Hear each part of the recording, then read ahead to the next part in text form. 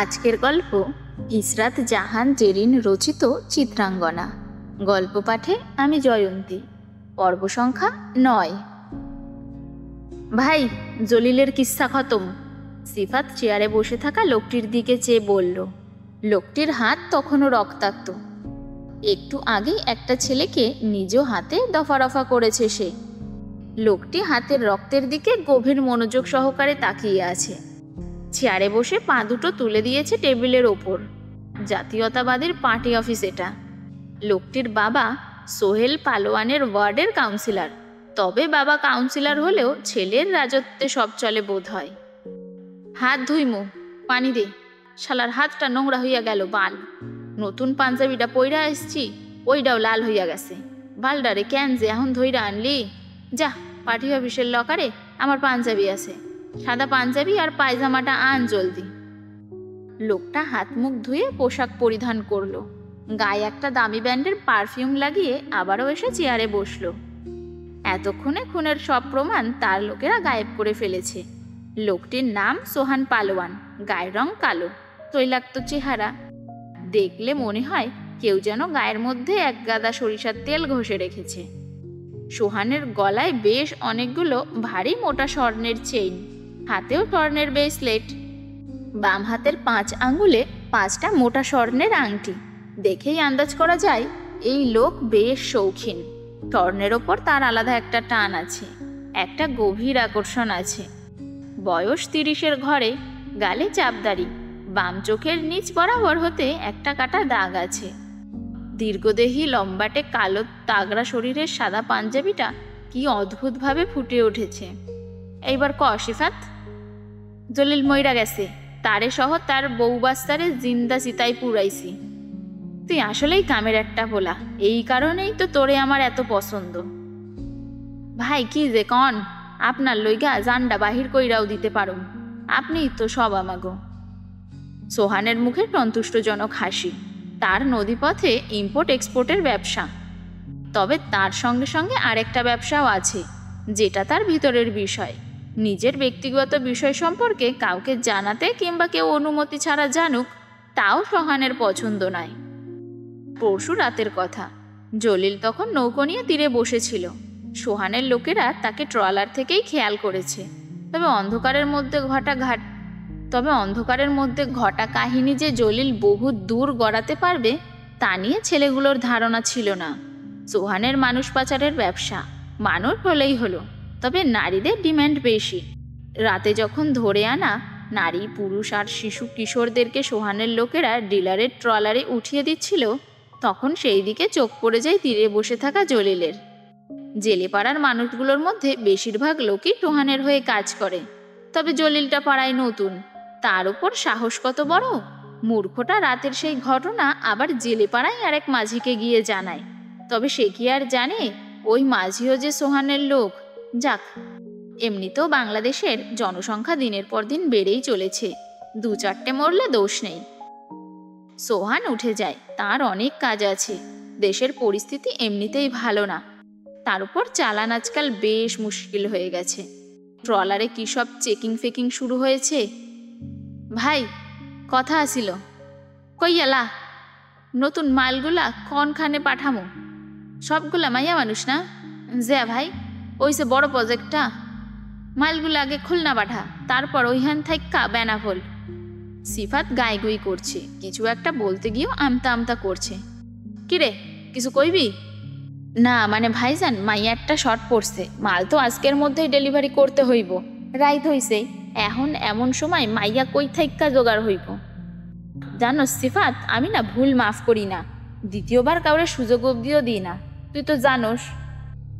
সিফাত ফাঁকা একটা ঢোক গিলল, কাঁদছে সে। এত সাহস কই হারিয়ে গেল?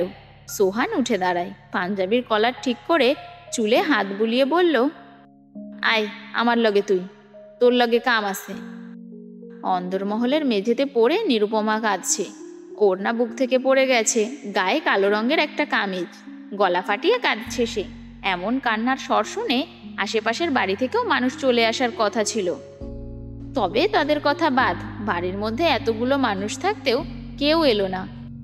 নীরুর কান্না হয়তো তাদের কাছে বিরক্তির বিষয় মনে হচ্ছে। চিত্রা শাড়ি ঠিক করে রুম থেকে ছুটে আসে। ফারাজ তার পেছন অনুসরণ করে নিচে নামে। নীরুর সঙ্গে এখন অবধি চিত্রার কোনো কথা হয়নি, তবে সে শুনেছে নীরু ফারাজের চাচাতো বোন, জোহানের ছোট বোন। তবুও চিত্রা দৌড়ে তার কাছে যায়। কাঁদতে কাঁদতে চোখ মুখ ফুলিয়ে ফেলেছে সে। কি হয়েছে দেখি? নীরু জবাব দেয় না। হঠাৎ তার চোখ যায় নীরুর কোলে পড়ে থাকা বিড়ালটির দিকে। বিড়ালটি মারা গেছে, কাঠ হয়ে গেছে একেবারে। চিত্রাকে দেখে নীরু আরও ক্ষেপে যায়, গর্জে উঠে বলে, ধরবি না আমাকে? তুই এই বাড়িতে আসার পর সব কেমন যেন হয়ে গেছে। আমার মিনিকে তুই মেরেছিস, তাই না? আমার মিনিকে আমি ছোট থেকে পেলে বড় করছি, আমার সব ছিল, মেরে ফেলেছিস? তুই মেরেছিস? আমার রুহুটা তো আগেই বের করে নিয়েছিলি, ও তো বোবা প্রাণী ছিল। কি ক্ষতি করেছে রে ও তোর? কেন মারলি বল? নীরু চিত্রাকে ধাক্কা দেওয়ার আগেই ফারাজ তার হাত ধরে ফেলে। তীক্ষ্ণ চোখে বলে, be careful, she is my wife. ওর গায়ে একটা টোকা লাগলে বিড়ালটার সঙ্গে তোকেও কবর দিব। নীরুর দম বন্ধ হয়ে আসছে। এটা কি সেই ফারাজ এলাহি যাকে সে চিনে, যাকে সে ভালোবাসে? এত পরিবর্তন, তাও হুট করে আগত একটা মেয়ের জন্য, যার পরিচয়ের ঠিক ঠিকানা নেই। চিত্রা বুঝতে পারছে না এখানে কি হচ্ছে। সকালেও নিডুর করলে এই বিড়ালটাকে দেখেছিল সে। কি সুন্দর বাদামি রঙা একটা বিড়াল, নাম মিনি, তবে এখন মৃত। শখের জিনিস হারানোর কষ্ট চিত্রা জানে। তারও একটা বিড়াল ছিল, বিড়ালটা যেদিন মারা গিয়েছিল সেদিন চিত্রার যে কি কান্না। কিন্তু নীরুর এমন আচরণ, তার প্রতি হিংসাত্মক আচরণের কোনো কারণ চিত্রার মাথায় ঢুকছে না। আর ফারাজকে দেখো, তার চোখে তো কিছু একটা ছিল, না হলে এভাবে কেউ বলে? চিত্রা নিজেকে সামলে বলল, আপনি এভাবে বলবেন না, বিড়ালটা মরল কি করে? চলো রুমে চলো, ওর বিড়াল নিয়ে ও জাহান্নামে যাক। কিন্তু ফারাজ চিত্রার দিকে তাকায়। সেই চাহনিতে কোনো রাগ কিংবা ক্রোধ ছিল না, তবে কোমলতা ছিল অশেষ। ফারাজ চিত্রার হাত ধরে চিত্রাকে উঠায়। নীরু তার দিকেই তাকিয়ে আছে। চিত্রাকে নিয়ে চলে যাওয়ার জন্য প্রস্তুত হতেই নীরু জ্ঞান হারিয়ে পড়ে যায়। চিত্রা ফারাজের থেকে হাত ছাড়িয়ে আবারও নীরু বলে চিৎকার করে উঠল। তবে ফারাজের কেন জানি ও নীরুর দিকেই নজর ছিল না, তার নজর ছিল কেবল চিত্রার দিকে। আরে ও তো বেহুশ হয়ে গেছে, ফারাজ আপনি ওকে একটু কোলে তুলে রুমে নিয়ে চলুন না। আমাকে কি চরিত্রহীন মনে হয় নাকি? আমি কেন অন্যের ভবিষ্যৎ বউকে কোলে নিব? তুমি অজ্ঞান হও, তোমাকে নিচ্ছি। ফারাজ মেজাজ খারাপ করবেন না, গু খাও। চিত্রার মাথা ব্যথা করছে। দোতলার দিকে একবার সে তাকায়, একটা মানুষও রুম থেকে বের হচ্ছে না। চিত্রা গলা ফাটিয়ে নীলুফার মাকে একবার ডাক দেয়। মহিলা রান্নাঘরে নেই। কি হচ্ছে এসব? সবাই একসঙ্গে কোনো মিছিল ফিছিলে গিয়েছে নাকি? চিত্রা করুণ দৃষ্টিতে ফারাজের দিকে তাকায়। ফারাজ চোখ ফিরিয়ে দেওয়ালে হেলান দিয়ে শীষ বাজায়। চিত্রার রাগ হয়, বাধ্য হয়ে সে একাই যায় নীরুকে তুলতে। তবে তার আগেই আরেকটা কণ্ঠ এসে কানে বাজে, নীরু! জোহান এসেছে। বাহিরে কোথাও একটা গিয়েছিল সে, মাত্রই বাড়িতে এলো। পড়ে থাকা নীরুকে দেখে দৌড়ে আসলো সে। জিজ্ঞাসা করলো, কি হয়েছে চিত্রা ওর? চিত্রা জবাব দেওয়ার আগেই পাল্টা জবাব আসে, ভাবি হয়, ভাবি বলে ডাকবি। ফারদার চিত্রা নামটা মুখে আনলে জিভটা ছিঁড়ে তোকেই রান্না করে খাওয়াবো। জোহান সেই বিষয়ে জবাব না দিয়ে জিজ্ঞাসা করলো, ভাই নীরু এভাবে পড়ে আছে, তুমি কিছু করনি কেন? তুই এসে তোর বোনকে উদ্ধার করবি যে, তাই। ফারাজ চিত্রার হাত শক্ত করে চেপে ধরে নিজের সঙ্গে যাওয়ার জন্য টান দিতেই সে হাত ছাড়ানোর জন্য ছটফট করে উঠল। ফারাজ ভ্রু কুঁচকে চিত্রার দিকে তাকিয়ে বলল, স্থির থাকতে পারো না? এত নড়াচড়া করলে তো ভবিষ্যতে ঠিকভাবে মানব সেবাও করতে পারবো না মনে হচ্ছে। ফারাজ চিত্রাকে পাঁজা করলে তুলে হাঁটা শুরু করে। যাওয়ার আগে জোহানকে উদ্দেশ্য করে বলে, অভিনেত্রীকে রুমে নিয়ে যা, কালকে একটা বিড়ালের বাচ্চা এনে দিস। চিত্রা চুপ হয়ে রয়, শুধু তাকিয়ে থাকে ফারাজের দিকে। ফারাজ তাকে দেখে মুচকি হেসে হিসিয়ে বলে, আজকে ফিজিক্যাল এক্সারসাইজটা বোধহয় করতেই হবে। Do you know physical exercise is good for health, আগুন সুন্দরী। রুমের ছিটকিনি লাগিয়ে ফারাজ চিত্রার দিকে এগিয়ে আসে। চিত্রা হাঁটুর ভাঁজে মুখ গুজে বসে আছে, কথা বলছে না। তেজি রূপে ফারাজের সাথে তর্কও করছে না। ফারাজ এসে তার পাশে বসলো, বলল, আমি তোমাকে ভালোবাসি চিত্রা, অনেক বেশি ভালোবাসি। নিজের ভালোবাসার মানুষকে অন্যের কি করে হতে দিতাম বলো? তাই জোর করে বিয়ে করতে বাধ্য হয়েছি। জানি আমি তোমার চোখে খারাপ, জঘন্য একটা মানুষ। তোমাকে তোমার ভালোবাসার মানুষের কাছ থেকে আলাদা করে দিয়েছি। হ্যাঁ, সব মেনে নিচ্ছি আমি, তবে আমি তোমার সোহাগের মতো বেঈমান নই। আমার ভালোবাসায় ছলনা নেই। চিত্রা মুখ তুলে তাকায়। কি বলতে চাইছেন আপনি? আপনাকে তো আমি ওই রাতের আগে দেখিও নি, তাহলে কিসের ভালোবাসা? আর সোহাগকে বেঈমান বলার রাইট কে দিয়েছে আপনাকে? আর আপনি না বিদেশে ছিলেন? বিদেশে থাকা একটা ছেলে বাংলাদেশের একটা মেয়েকে ভালোবাসে, যেই মেয়ে তাকে চিনে অবধি না, তাও যেই মেয়ের কোনো মূল্য নেই, যে মেয়ে মামির হাতে মার খেতে খেতে শরীরে কালো দাগ বানিয়ে ফেলেছে, তাকে ফারাজ এলাহি ভালোবাসে? জানতে চাও? তাহলে শুনো, আজ থেকে আরও 3 বছর আগে তোমাকে দেখেছিলাম আমি। জরুরি একটা কাজে দেশে ফিরতে হয় আমাকে। কাজটা বাজিতপুরেই ছিল। সেদিন বাজিতপুরে একটা আগুন সুন্দরী আমার নজর কাড়ে। বিদেশের সাদা চামড়াও যেই ফারাজের দৃষ্টি দখল করতে পারেনি, তার চিত্তচেতনা দখল করে বসেছিল ওই মেরুন কামিজ পরা সেই চিত্রাঙ্গনা নামক মেয়েটি। তবে কাজ শেষে আমাকে তাড়াহুড়োতে আবারও ডেনমার্ক চলে যেতে হয়। তবে মন থেকে কিছুতেই তোমাকে মুছতে পারছিলাম না। বারবার চোখের সামনে সেই নারীরই ছবি।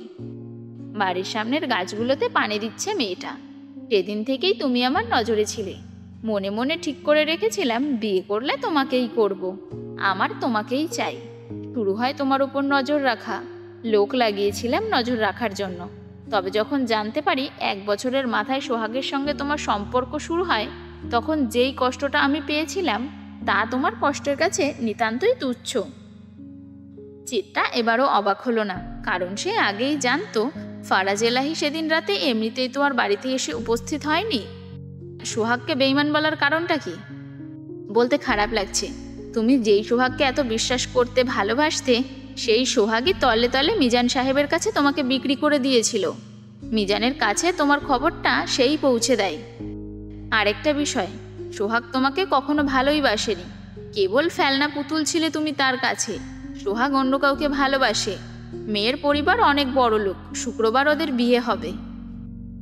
ফারাজ প্যান্টের পকেট থেকে একটা নিমন্ত্রণ পত্র বের করে চিত্রার হাতে দেয়। সোহাগের বিয়ের নিমন্ত্রণ পত্র। দ্রুতই আমরা তোমার মামার বাড়িতে যাব। সোহাগকে তো আমার একটা বড়সড় ধন্যবাদ দেওয়া বাকি। সে বাটপারি না করলে আমি তোমাকে কি করে পেতাম?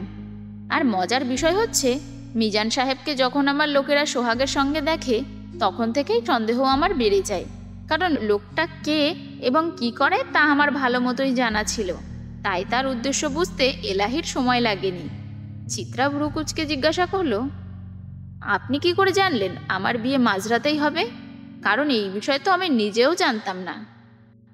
কারণ মিজান সাহেবের বিয়ের সাক্ষী হিসেবে যেই লোক ছিল, সেও আমার লোক। তোমার বিষয়ে ওদের পরিকল্পনা জানা মাত্রই আমি এমার্জেন্সি ফ্লাইটে দেশে ফিরি। এয়ারপোর্ট থেকে সোজা তোমার কাছে যাই। এখনো প্রশ্ন বাকি আছে? থাকলে করতে পারো। তবে মনে রাখবে, বিগত 3 বছরে যারা ফারাজ এলাহির কলিজাটার দিকে নজর দিয়েছে, তাকে কষ্ট দিয়েছে, তাকে ফারাজ এলাহি কিছুতেই ক্ষমা করবে না। চরম শাস্তি পাবে এক একজন। রাত 10টা বাজে। নীলুর ছোট ভাই হাফিজ এখনো বাড়ি ফেরেনি। সাধারণত মাদ্রাসা শেষে মা নিজেই তাকে নিয়ে আসেন, কিন্তু আজ এলাহিদের বাড়িতে কাজে ব্যস্ত তিনি। রোমানা তাকে কি একটা কাজ দিয়েছে, ফিরতে দেরি হবে। রান্না শেষ করে কিছুক্ষণ অপেক্ষা করলো নীলু। মাও নেই, ভাইয়েরও কোনো খবর নেই। সময় যত গড়াচ্ছে তার ভেতরের অস্থিরতাও বাড়ছে। বাধ্য হয়ে হাতের পুরনো বাটন ফোনটা টর্চ জ্বালিয়ে বেরিয়ে পড়ল। পরনে কালো বোরকা। তাদের পাড়ার দিনে লোকজন থাকলেও রাতে একেবারেই ফাঁকা হয়ে যায়। বড় রাস্তা পার হয়ে সরু অন্ধকার পথটায় পা রাখতেই নীলুর গায়ে কেমন যেন একটা শিহরণ খেলে গেল। মনে হলো কেউ তাকে অনুসরণ করছে। ঠিক পেছনেই যেন কারো উপস্থিতি। পেছনে তাকানোর সাহস পেল না সে, বরং হাঁটার গতি আরো বাড়িয়ে দিল। কিন্তু যত দ্রুত চলতে লাগলো, পিছনের অনুভূতিটাও ততটাই প্রবল হয়ে উঠল। বুকের ভেতর ধুকপুকানি বেড়ে গেল। হঠাৎই থমকে দাঁড়ালো নীলু। এভাবে ভয় পেয়ে দৌড়লে চলবে না। এটা যদি তার কল্পনা হয়, তাহলে অযথা আতঙ্কিত হওয়ারও দরকার নেই। কিন্তু যদি সত্যিই কেউ থাকে?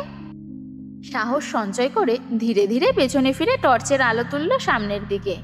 মুহূর্তেই তার শরীর জমে গেল। আলোয় ফুটে উঠল এক অচেনা ছায়ামূর্তি। গলা শুকিয়ে গেলেও নিজেকে সামলে নীলু জিজ্ঞাসা করল, কেডা আপনি?